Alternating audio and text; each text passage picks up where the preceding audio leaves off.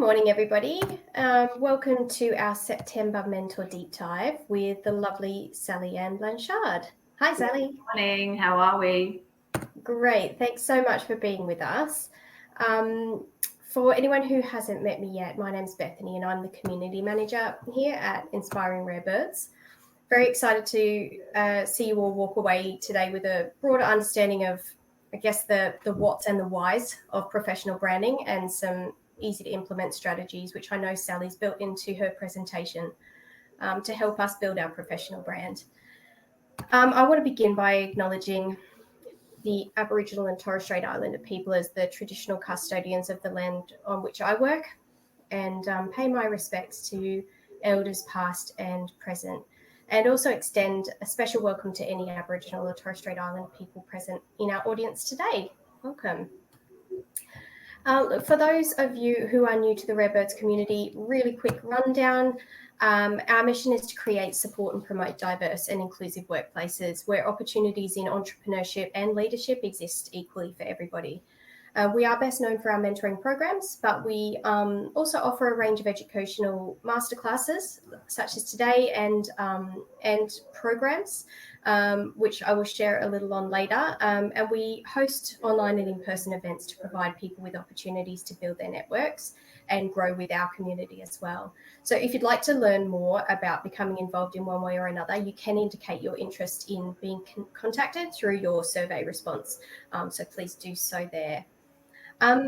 Also, if you'd like to use the chat function to introduce yourself, comment, connect with others, there's also a Q&A tab where you can ask questions, which Sally will try and answer at the end of the session. I want to say thank you, especially for all of the questions you put forward during registration. These all went to Sally, and she's worked very hard to try and integrate them all into her presentation. But I'm assuming we will have a few more pop up as a result of the content today.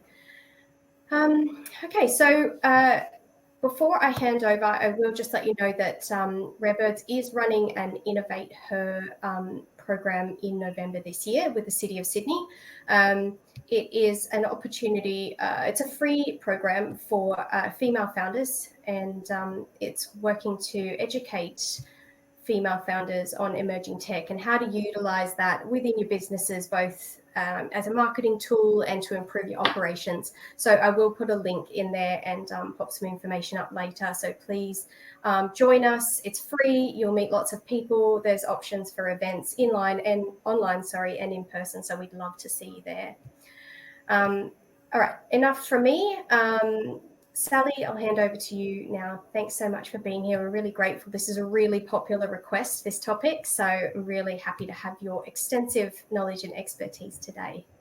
Thank you so very much. And it is an absolute delight to be here representing, I guess, the Inspiring Rare Bird community as a mentor. I've been involved now with the team for about 12 months, and it's such a rewarding opportunity to be able to give back to my mentee and also my coach community that we have as well. Day to day, I'm a sales director, but I also am an experienced career coach. So my experiences today and what I'm going to share with you is really coming from my own journey. Bethany reaching out to me and said, do you think you can kind of put something together? This is a really popular topic. And I realized I've been doing this for myself and with clients for many years. So I'm looking forward to sharing the content with you today. So we're talking about how to boost your professional profile and really have some outcomes in mind as to why you might want to be doing that, and then also measuring the success in doing that as well. So there's some tips and tricks along the way. Just before we launch into the presentation, just a bit more about me. I've got over 25 years experience in the business development space. I started as a recruiter, moved over from the UK in 2004. I've been in Australia for nearly 20 years. And in recruitment, nobody really knew me. I had to, on the ground in Australia, build my brand pretty quickly because I was in a competitive situation with other recruiters, and become a trusted advisor. And I guess looking at that go-to in terms of wanting advice and confidential support. I then launched a coaching business within that recruitment business in 2008. And what that really did was extend my knowledge now into more of around marketing, working with some exceptional marketeers, building a website, building an online coaching platform back in 2008, seems a long time ago now. But I also got exposed to sending things like newsletters out and having media interviews, being given the opportunity to speak at events. And so organically, this was starting to create more of a professional brand for me. I was made redundant in 2011, and I literally switched overnight from running a coaching business to running my own business. And I did that for 7 years while my kids were little. That led to me having more TV and radio experiences. And I went back into the corporate space in 2016 as a sales director, but I've always still maintained a strong coaching presence, being an expert in career management strategies, and really being in a position to sort of help others amplify their brand for success as well. So that's a little bit more about me.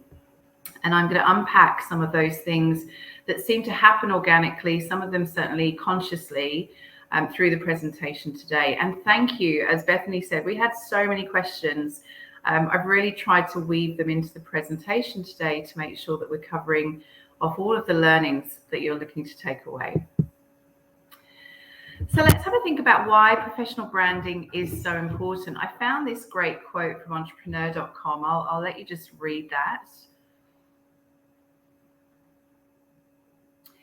And for me, looking at professional branding, it's an investment, and it's a tactical and strategic investment in your brand. It's being able to think about, why do you want to develop your professional brand? What is the outcome that you're looking for? Today, we're going to have business owners and, as I refer to you in the corporate or employed space, career climbers. So this is going to cover off a number of different avenues for you both. If you do not develop your brand, if we look at the why would you not do this, it's really about missing out on opportunities. It's about it's having a limited networking pool to connect people, information, and really limiting, I guess, your own growth potential as well. So when we're thinking about why it's important, the other side of it, of not developing it, is probably more important to consider. Reflecting on my own professional journey, I was thinking, what was the trigger? What was the trigger that suddenly made me more keen to invest, be consistent in investing in my brand, be committed in investing in my brand? And for me, I think it was around 2012, I got into my own business, as I said. I was working and coaching with career climbers, looking at people who wanted a new role, people that were wanting to get promoted internally. I was also working with small business owners that just needed to have their brand or product out there more. And I upskilled, I invested in myself at that time with a program, it still exists, called Thought Leaders. There's a couple of different type of training programs out there like this, but it's really about getting clear on your messaging and the IP that I had. How could I commercially offer that out? And so I developed a model of what I did, which then in turn helped others. I'll share more of that later. So that's reflecting on my own journey, but I'm thinking also people have a trigger action happen in life that makes them think about focusing on their professional brand. It could be that you're overworking in the corporate space. You want to go out on your own. It could be that you've been made redundant and you need to reach out to a network of people, colleagues, old clients to help nurture and seek out what you're looking for. Or you might be looking for a career change, but there's often a trigger event that makes you start investing in this more. We will also talk today around some tools that support your professional branding journey. One of them that I'll reference a lot is LinkedIn.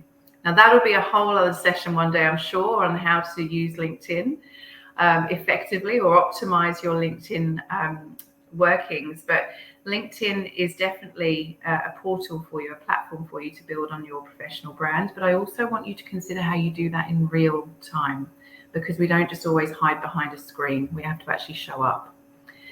So yeah, I was just reflecting on why professional branding is important. So today, breaking this down into 3 clear areas for you. What are the benefits of increased visibility for both career climbers and business owners? How do we actually define your professional brand? So where do we start? That was a lot of the questions that came out. How do we start?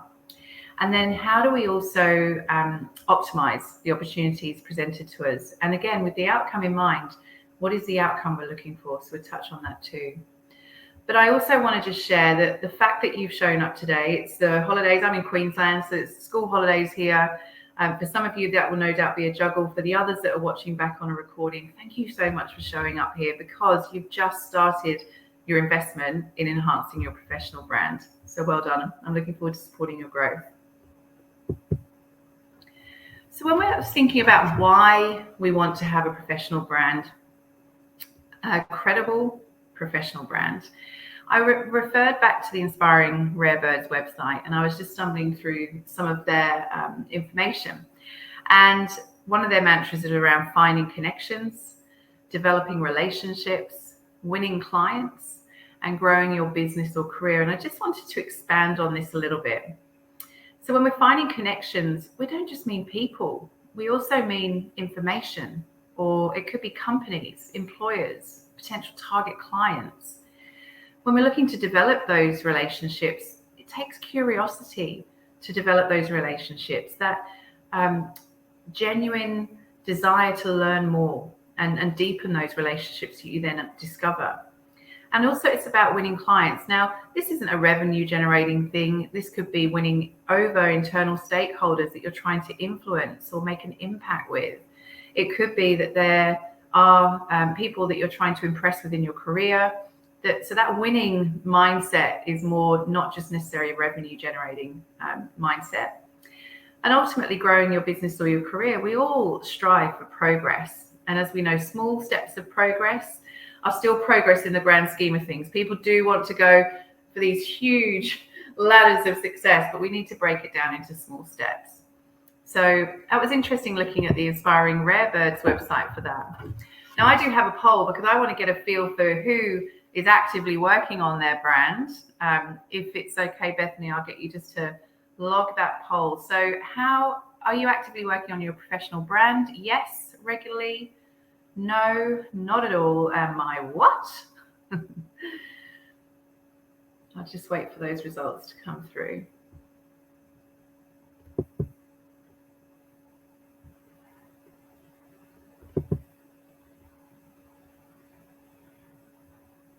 Okay, well, that's a good balance.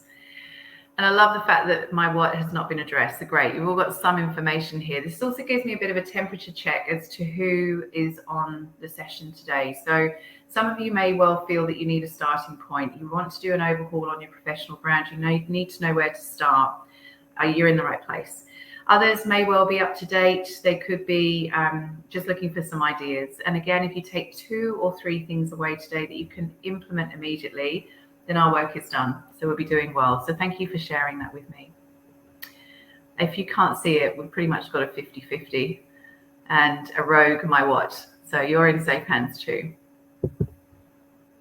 So when we're thinking about why we want to develop our professional brand, it really is broken down into a few key areas. There's many of them, but when I was experiencing my own background, I was looking at how it's helped me advance my career.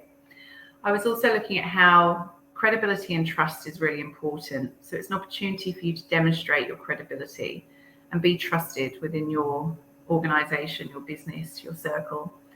It's about expanding networking opportunities. It's about personal growth and influence and impact. And I will touch on career advancement in a moment, but moving to credibility and trust, that's really your reputation and being memorable for the right reasons. When we're looking at expanding our networking opportunities, it's around potentially job opportunities, gaining new clients, being accessible to new information. As we say, we like to do business we like, with people we like, in places we like. So being around those online and real-time networking groups is going to be really important for you too. It's also around personal growth. It enables you to reflect on where you've been, what's worked, where you want to go, what your strengths are, what goals you might have. So it's really about having that growth mindset, the personal growth you'll also experience through developing your professional brand. And the influence and impact, probably the most rewarding for me, is being able to affect positive change with individuals, with corporates I've worked with business owners, but also on an industry and a community level. making sure that you're also in a position to give back. So that influence and impact, being seen as an authority in your space, is important. So the why, there's many reasons why we should be doing this. So when we're looking at how you define your own brand, there's a couple of different areas I've measured here. When I'm I'm so sorry, I just dropped my water. Measured here in terms of looking at your passions, your values, your goals, your accomplishments, your achievements, your strengths. And a lot of this can be packaged up into storytelling. So when you're looking at a starting point, I'd like you to consider what makes you memorable. I'd like you to have a think about what your key strengths and capabilities are. And if you're not aware of those, there will be people in your life that are. You can ask your colleagues, you can ask your friends, family, what they think your strengths are, because we can often have more of a default setting to negative bias for ourselves, whereas your closest will be hopefully very honest and open. So what life experiences have shaped you to be the person you are today? What do you stand for? What are your principles? And there's other ways that you can look at this. You may well have worked with a coach in the past. They can help draw these out. Some are accredited in various different online psycho-assessment tools. There's also some free tools where you can just do a strengths finder. There's a Clifton Strengths Finder. They do a free basic option. There's also another one called VIA Strengths Finder, which is also about noting your strengths. And what this will do is just actually help you put into words what your professional brand is about. So it may well also be qualifications. You may have upskilled in a certain area. You may have done a career change, but all these things will actually help you define your professional brand.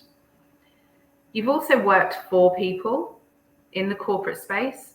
Maybe in the self-employed space, you've worked with your clients. They would have a way that they would regard you. They would describe you because they trust you. They want you to get a job done for them. But you've also worked with peers or colleagues or stakeholders that are a different level. There's a different descriptor that they may use for you because you're working with them, not necessarily for them. And you may well have had the luxury of mentoring or coaching people too. And that's a bit more of a, they're more aspiring to be like you. So the way that they would describe you would be very different too. But all of those words, all of those, essentially they're adjectives, these descriptors will help you actually round out and shape your brand. So if this is the starting point of defining your personal and professional brand, then that's actually the foundations and the building block of what we can do moving on from here. Now, there is something that also came through the questionnaire here, and this is around authenticity. I'll just give you a moment to read this quote. I love this quote. It really is that empathetic engagement that we have with people. So it's the experiences we have, and we have experiences in the past where we've just clicked with someone or not. Maybe, reflecting on that, was there something that just kind of made you feel they were less authentic? So it's important that you're you. And the other thing here is, we're in a world now where we've got so much access to automation, digitization. We're looking at AI. It's really important that you are showing up as yourself. And I just want to make a word here, because for business owners, when they're thinking about how they project themselves online, sometimes as your business grows, you may well engage marketeers to support you with that. And it's really important that they adopt your style, your voice. Otherwise, this can lead to a disconnect down the track. Whereas for career climbers, I think really we've got this in our own hands. We're developing this as we go. We're building out our LinkedIn profiles. We're building out materials maybe for speaking engagements and so on. But make sure that you're still being you. You're not doing a version of you. So just a word on authenticity. So let's look at career advancement. This is the first piece of why we would want to invest in our professional brand. Capturing the mix of the people that we have on the masterclass today. This can, obviously, as a career climber, help you get a new job or promotion, be internally, be visible to other people.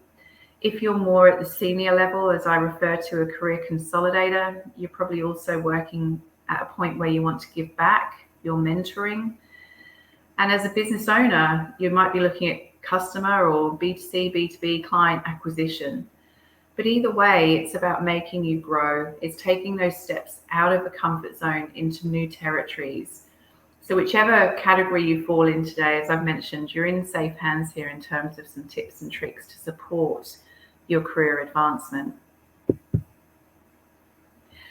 Another poll here for you. I'll just click on this open one here. Just like to understand a bit about why people, or what challenges people have had when investing in their professional brand. I'll just give you some time to respond to this.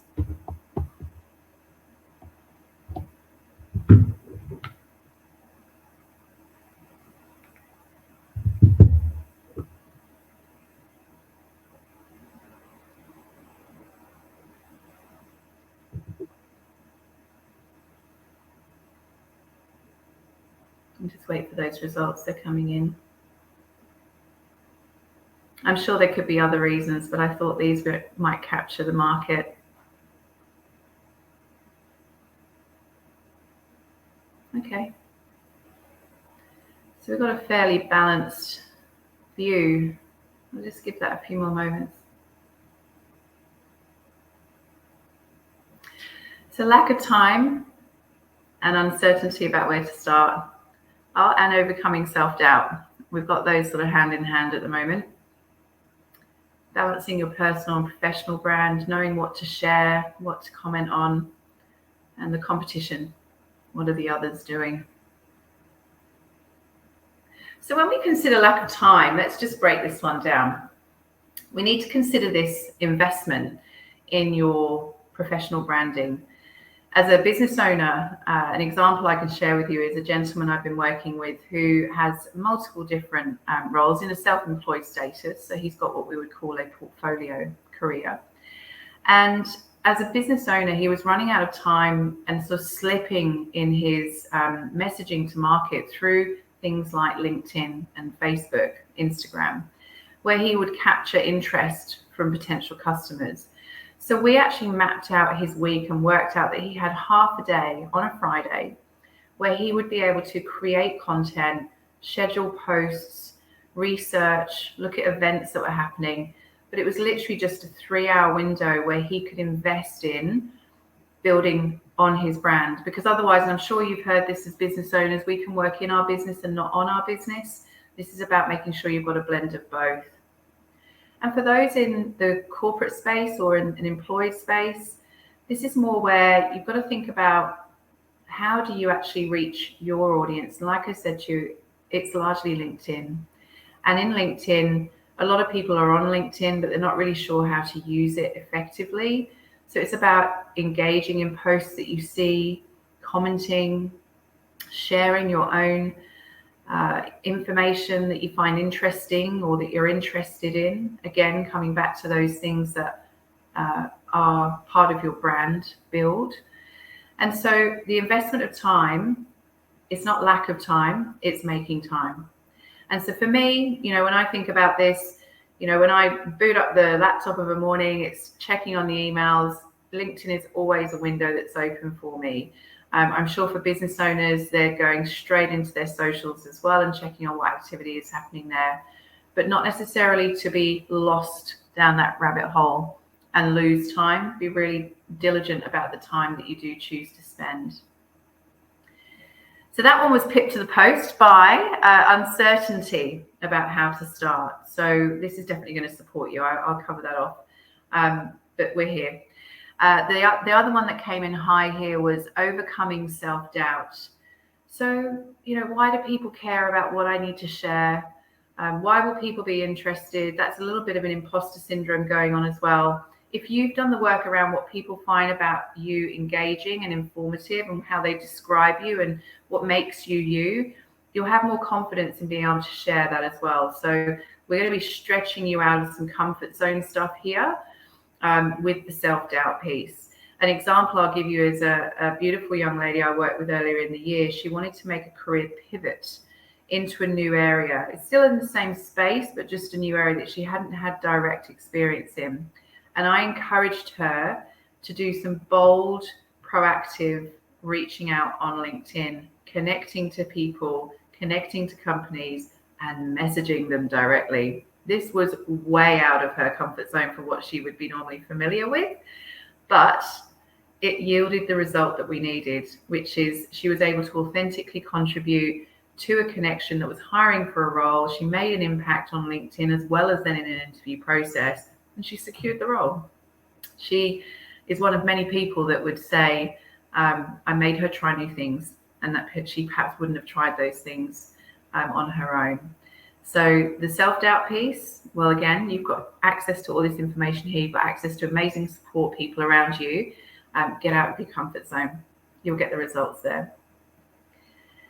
In looking at competition in your industry, I think what's important here is that we keep an eye on our competitors. You know, back in the day when I worked in recruitment, I didn't have any brand in Australia. I was not known.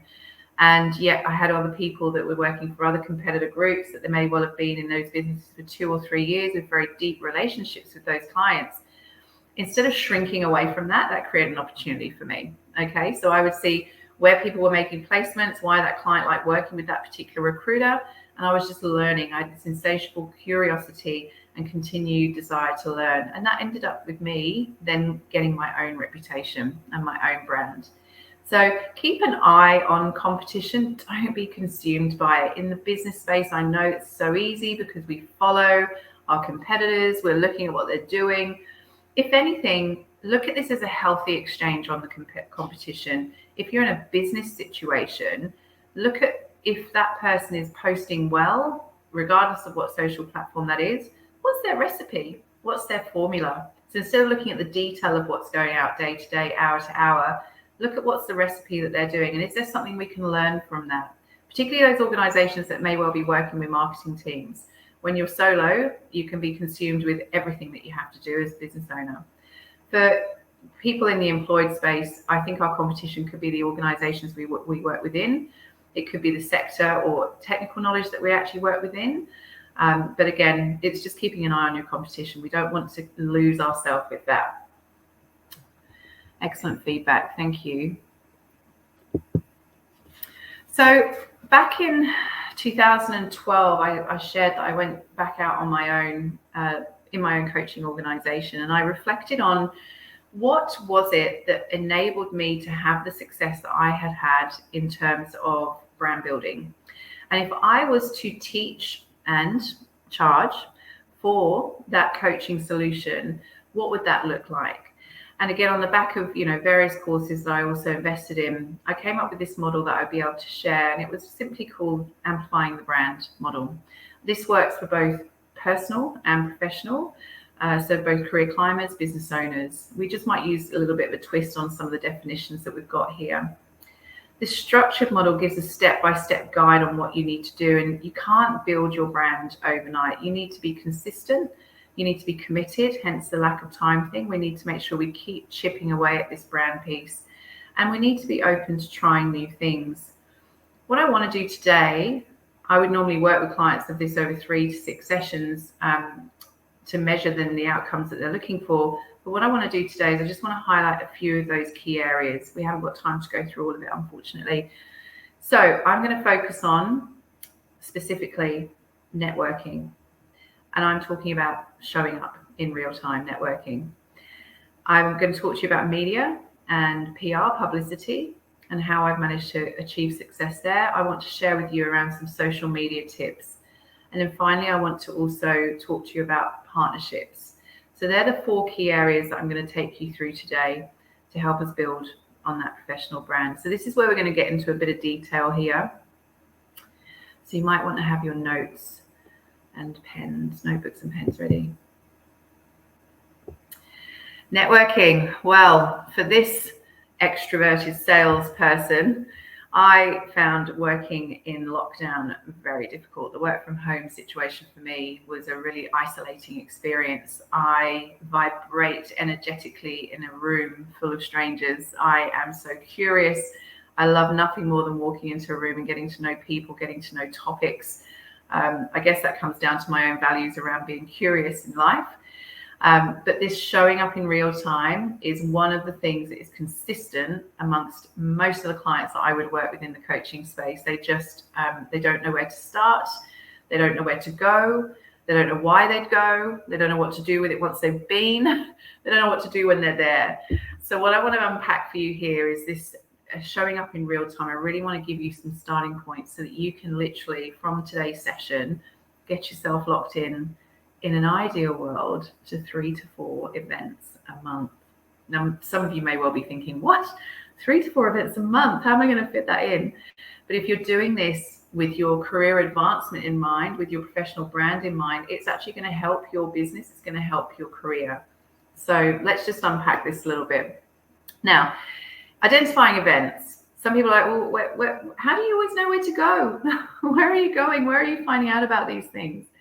There's a really great platform that a lot of organizations use called Eventbrite, and it's free. You can log on. You basically can search for free events. You can search for events that might be a sort of minor investment, let's say under $100. There's also events up there for, thousands of dollars. But we're trying to do this basically, as one person put a question, how can I do this on a very lean budget? So you go into Eventbrite, you can basically categorize to professional, business, well-being, whatever it is in your city, and you'll come up with a number of different events that are happening, and they can be free to attend. And so there's one route, and I can assure you, you will find one thing to go to. So there's one of the events ticked off. The second, have a look at the startup community. As Bethany mentioned earlier, there's some great work happening with the Innovate Her in the city of Sydney. These are free. Why on earth would we not want to just absolutely take that information, upskill ourselves in an environment, be amongst a group of people, like-minded people, in this case, female founders. The startup community is great. There's normally a business hub, a government-led business hub in your city. If you need more information around that, I'm sure myself and Bethany can comment on those at the end, so I'm not being city specific. But the government does invest a lot in the startup community. So you just need to do a little bit of research. You would be amazed how many founders are giving back their stories. And so again, if you can show up at those events, you'll learn something, you'll meet like-minded people. It's just an essential part to you stepping out of that comfort zone and building on your own success. Co-working spaces, another one that's really good. We know there's a number of different brands in the market now, but co-working spaces often have some of these events listed as well, where maybe even their members are showcasing their own services. So it's all about that ability to learn in those environments. And the other area you can start to look is associations. So I've worked in the career management leadership space for over 20 odd years. So, the Australian Institute of HR, Institute of Company Directors, Governance Institute, C-suite events for me, they're all on rotation. I'm signed up to newsletters, and there are often 1 or 2 events happening, and they may be a minor investment, but you're getting access to your key target market, target audience, target messaging, target learnings. So associations are really good. And it may well be that you are giving back. You might be able to offer your services up into that association, which I'll talk to you a bit more about in partnerships in a moment. So I've given you 4 avenues to finding events, and I gave you the challenge of 3 to 4 events a month. So I'm thinking that you've got that one covered. Now, when we're at an event, we've identified an event. Now what happens? Well, I wrote an article. I can't even remember when it was now, because it's so long ago. I repurpose it from time to time. It's called the +1 philosophy. You will show up to an event if you've invited someone else. Okay, so often safety in numbers. We want to go to an event. We want to bring someone with us. It's, again, that comfort zone piece. I get it. So having that +1 philosophy is sharing. Hey, do you want to come along to this event with me? And you will probably more likely turn up. The preparation is around who is the speaker, who's on the panel. Can you look at their backgrounds? Would you dare, while you're there, to ask a question so that you can actually put yourself up and hands up as to who you are and what company you're from or what business you own? What do you do in terms of the actual mingling? The most beautiful part of networking, and to overcome the fear and get away from clinging to the wall and the canapes, is to come out and just ask questions of people. what brings you here? What's your background? What other events do you go to? Can you talk to me about what this association normally does? How does it help your business? But asking questions deflects attention from yourself, which is often the one thing that people dislike about networking, is they feel so seen. Now, ironic, we're talking about being more visible. So I'm challenging you here again to show up, ask questions, mingle, and keep in mind the +1 philosophy. I know that's worked a lot for my coaching clients. I've said to them, hey, I'm going to this event, love you to come along. And guess what? They did. See you. And then what happens after a networking event? What do we do after? We've met all these amazing people. It might well be that we're doing, click and connect with our phones to LinkedIn. We might be exchanging old school business cards, digital business cards. But what are we doing with that? Is there genuinely a reason why you want to be connected to that person? Is there something you can share with them that is relatable to the conversations you are having? Would you like to invite them to a group online, or is there some information that you've accessed that they would find helpful? And this is that generosity piece. What can you give new people that are part of your network something, and that may well be reciprocated later. For me, I love catching up with people. Again, the extrovert in an isolation was not healthy. So I love being able to catch up with people for coffees again. I think one of the things that's happened post pandemic is this need to do everything online. And yes, there is definitely room for that, efficiencies for that. But even in terms of the getting people back into the work environment, there is so much social equity about being able to show up in real life.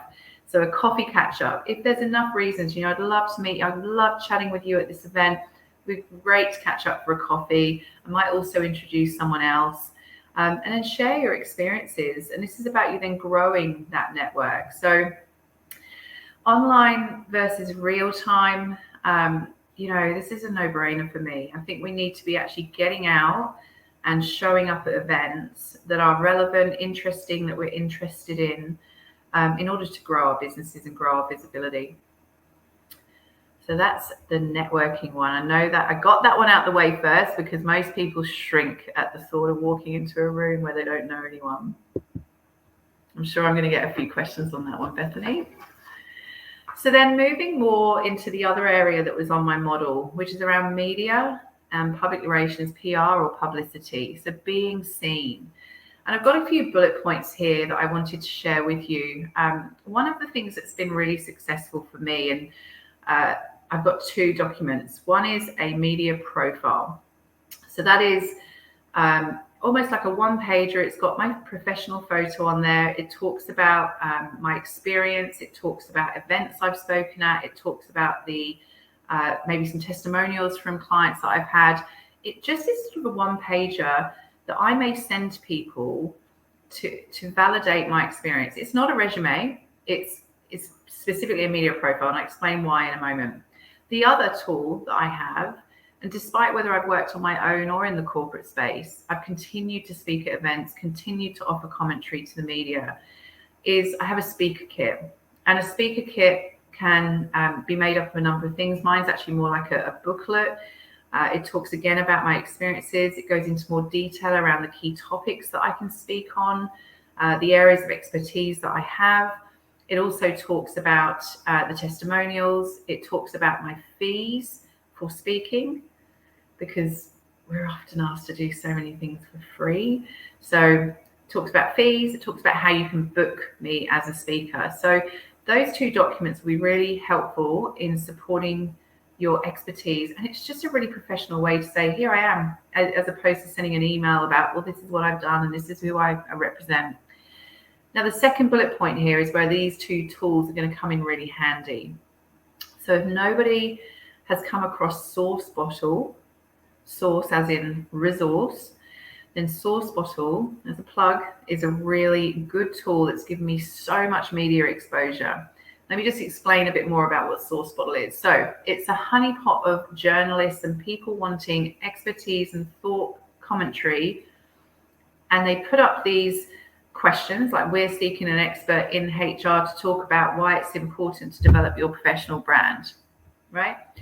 And then you can reply to that particular request. They call it a call out.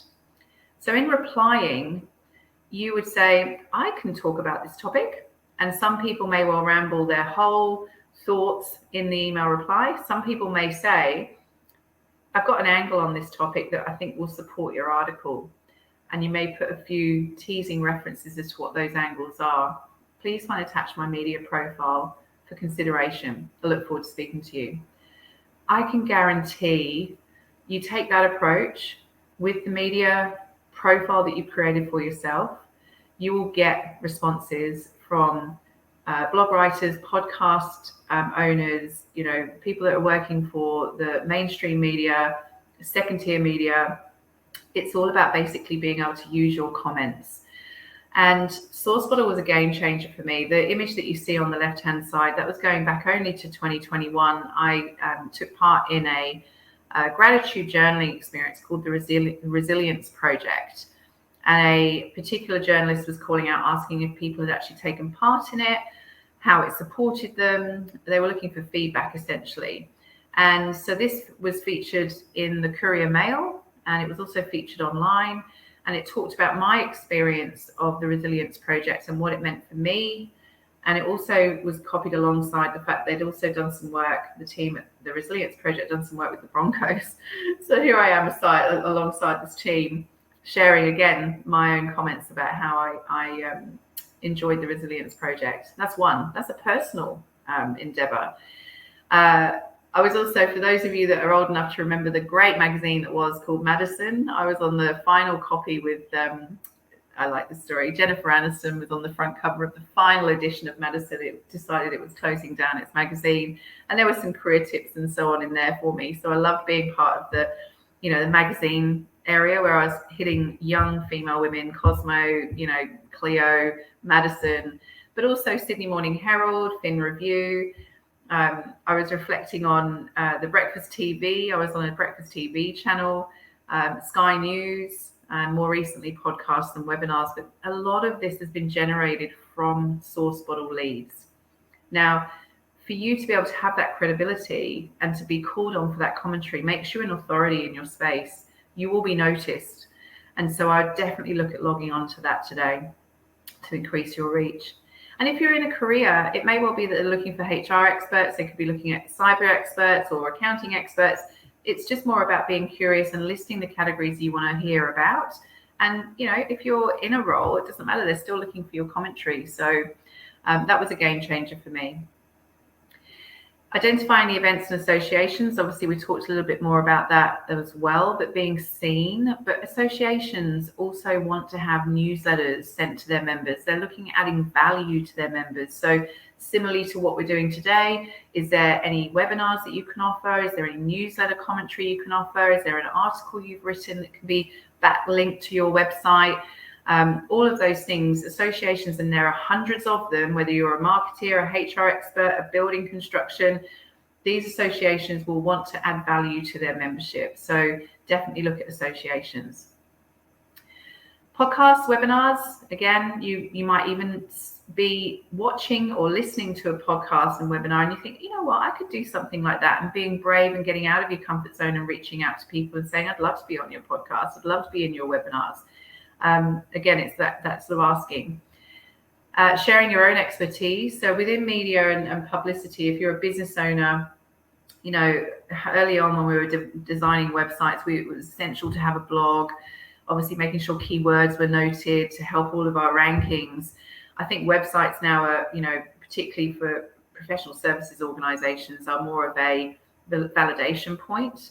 But if you do write, then you can also share those blog posts through your social channels. You can share it through writing articles on LinkedIn. You might well be able to generate content that then goes to a monthly newsletter if you're a business owner. But if you are feeling that you've got expertise in a space, then you can certainly write about it. And again, backlinking that into associations is really helpful. Obviously contributing to industry, but more community here. I just wanted to touch on community. So, in your local community, most places have a chamber of commerce. Some people have more of a modernized version of something like this, where they're connecting like-minded groups of people. Just find out what's going on in your local community and show up there as well, because you'll be amazed at, you may well see all these different people, but you don't know what their professions are. You'll be amazed at what's actually at your fingertips in your community.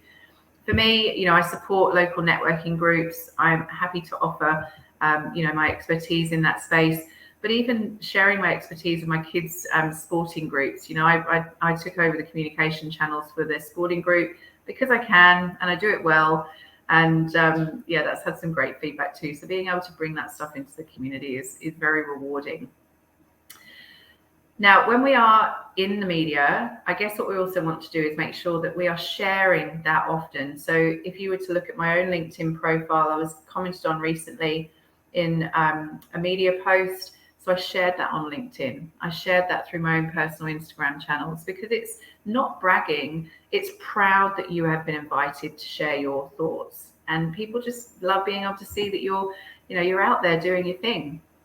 The other win that I had when working with a corporate organization is working out events or associations that can do a lot of really good marketing for you. So as I mentioned, there's lots of business hubs in your local city. They often want to have speakers.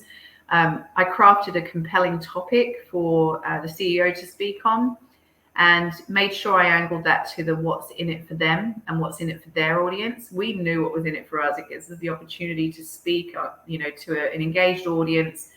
But even more importantly, for 1 hour of our time, they had such a slick marketing process.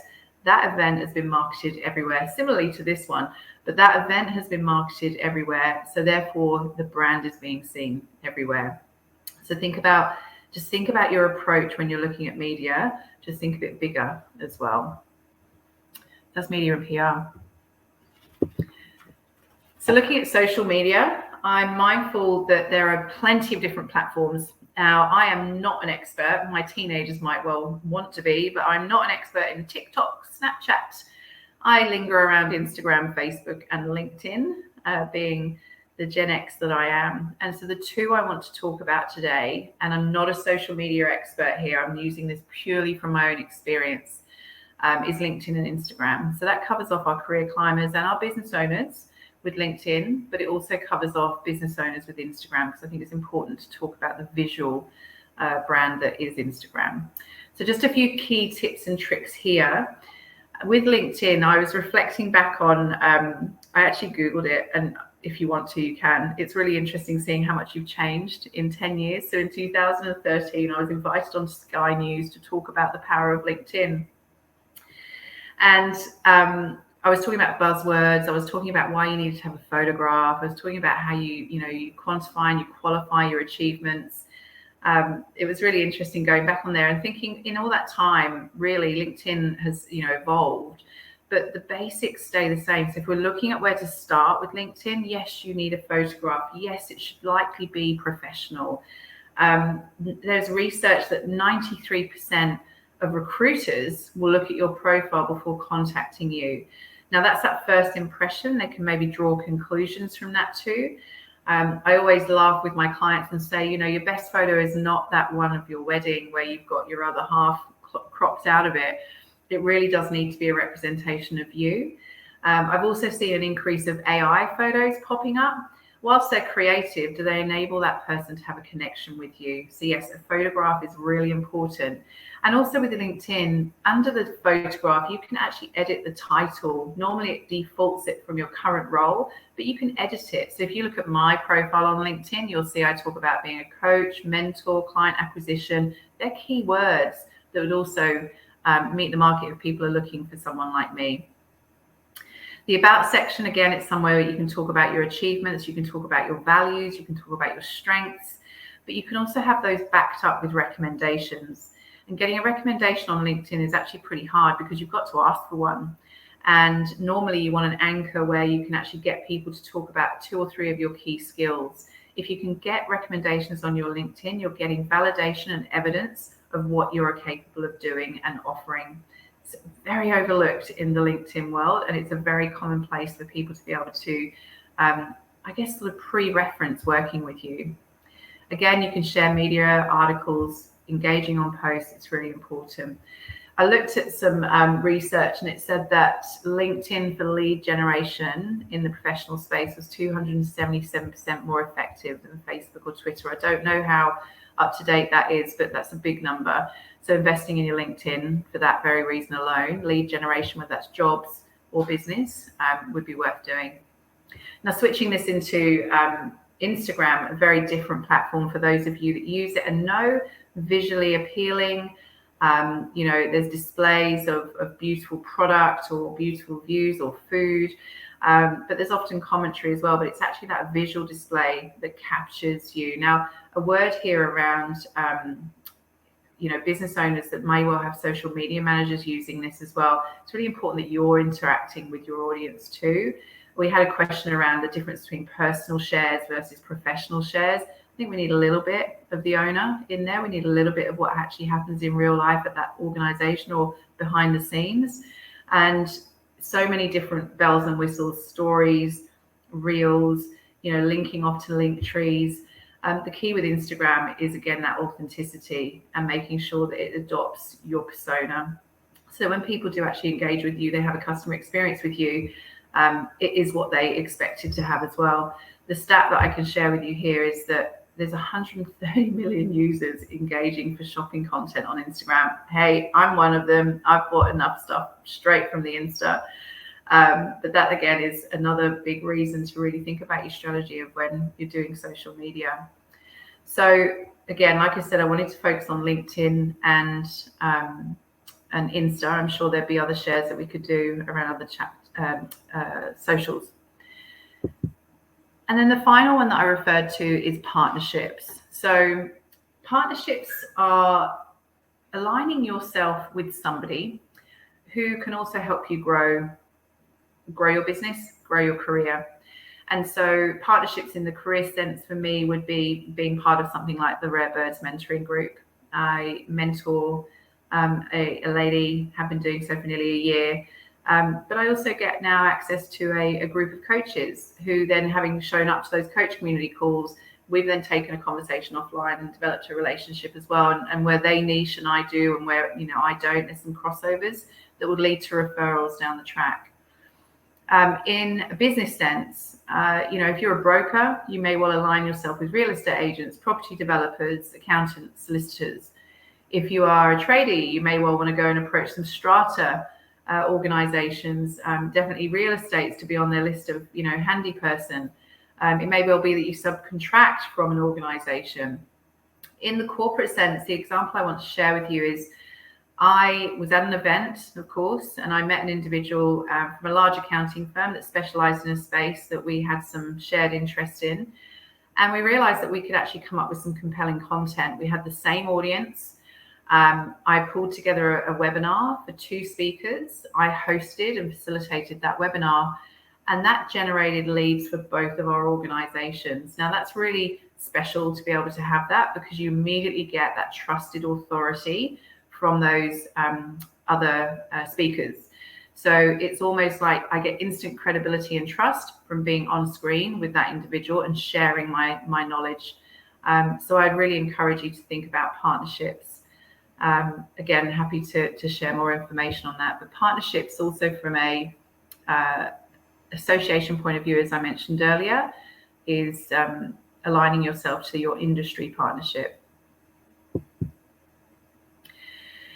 So we're coming to the pointy end of this now, team. There was a lot to cover there. I wasn't sure if I was going to get through it all. How do we measure this success? We're looking for an increase in something. For me, it would be the last one that is the most important one for me. I want to see an increase in my clients' confidence. I want to see an increase in their growth. It may well be if they're in a business, they've got some speaking engagements. Yay, they've been featured in the media. I saw a beautiful post in an online Facebook group yesterday where a lady was featured in a magazine, and it was just so joyful to see her with the copy of the magazine going, this is my first piece of media coverage. And it's like, go you, because you worked hard to get there. So there's an increase in confidence as well as exposure. It might well be in an internal or a career base that you actually get more opportunities presented to you. You might have more opportunities to develop your knowledge. And obviously in the business owners, I think we're always looking at that followers connections and how we can then convert followers connections to sales. So that's really the defining piece. And I think around the personal growth, if we can, as I said to you at the beginning, step out of our comfort zone and try a few things that are different, we're in that continuous learning space. We are humble, we can adapt. Any failures become learnings or flurnings, as I've likened them. And if we can approach things with this growth mindset, being really open to trying new things, you really will get some different results. So define your brand, essentially be you. Authenticity really counts. Position yourself. And I can't stress enough how much you need to do that in real time as well as online. And show up, be purposeful with that authentic version of you. We can measure the success. Think about the outcomes you're looking for when wanting to build on your brand, and just be light and playful with it. Have some fun with it. You're not gonna trip yourself up. You may go to an event that's boring. You still meet some interesting people along the way. But yeah, have fun with that too. So I'm sure there's going to be some questions. I'm going to hand back to Bethany here. Thank you so much for your investment in time. I'm glad that you're still here at 11:55. I'll take some questions if there's any there. Thanks, Sal. That was amazing. So much information covered. Well done. Thank you. We're getting to the pointy end, so I'm just going to push out the survey in case anybody has to head off. Yeah. Let me do that now. There we go. I'll just do one or two questions as we're getting pretty close to 12. One of the questions I've got is, do you need to be really clear on your core message before you start putting yourself out there? Yeah, and I think, look, that's what, when I invested in the Thought Leaders course back in 2012, I just needed some help in navigating, helping bring out what was, in my head and my IP that I'd developed over the years, how I could actually commercialize that. There are other courses out there as well that can help you sort of capture what your magic sauce or sparkle is. But I do think you do need to be really clear on what your messaging is. And then that comes through in terms of your introductions. It comes through in terms of how you're building your profile online, interacting with other people. Yeah. The second one is more of a just a statement on some of the things you've spoken to, but how important helping is, and partnerships and collaborating as a tool in building your brand. Do you see that as quite key? Yeah, and particularly of late, I mean, the space that I've been working in is around that sort of training, upskilling, capability upskill space. So I'm niche in that space, I realise. But I think that if you can position yourself with an association, or you can have a partnering association somewhere, it's only going to be a recipe for success, because you're almost sort of creating a shortcut, because you're accessing their audience, they're accessing your audience. It's not as hard to generate leads that way. Yeah, fantastic. Okay, well, look, I will just pop up on the screen a little bit of information about Innovate Her. So if anybody would like to join us for this program, it's 2 workshops and 2 Ask the Expert sessions. So it's really based on providing female founders and small to medium enterprise owners with that basis, so they don't get left behind in terms of using AI and emerging Web 3.0 tech, such as blockchains and NFTs. So please join us, register your interest. Women from Indigenous, migrant, refugee, rural, regional and low socioeconomic backgrounds, or living with a disability, are really strongly encouraged to apply, because there's quite a few scholarships up for grabs. So please get in contact if you have any questions. But yeah, thank you so much, Sal. If anybody had any questions which didn't get answered today, I'll share Sal's details when I send out the recording. I mean, you'll find her very easily on LinkedIn, because she has a fantastic professional brand. So connect with her and ask you questions. But thanks for joining us all. And can I just say, if there are any questions, feel free to contact me on LinkedIn. I'm just a conversation away. I really love people getting past stuck. So if there's that one question you wanted to ask today, please feel free to connect with me and ask away on LinkedIn. I'm happy to come back to you. Thanks so much for having me. Okay, thanks everyone. Bye. Bye.